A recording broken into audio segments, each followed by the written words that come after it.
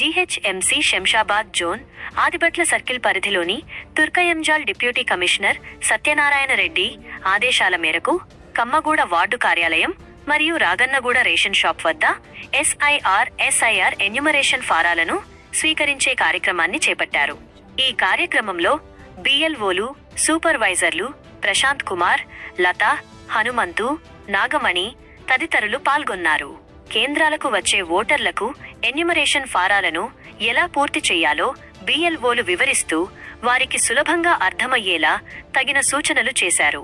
ప్రజలు తమ ఓటు హక్కును కాపాడుకునేందుకు సకాలంలో తమ బిఎల్ఓ కేంద్రాలకు వచ్చి ఎన్యుమరేషన్ ఫారాలను తప్పనిసరిగా సమర్పించాలని ఈ సందర్భంగా వారు ఓటర్లకు విజ్ఞప్తి చేశారు.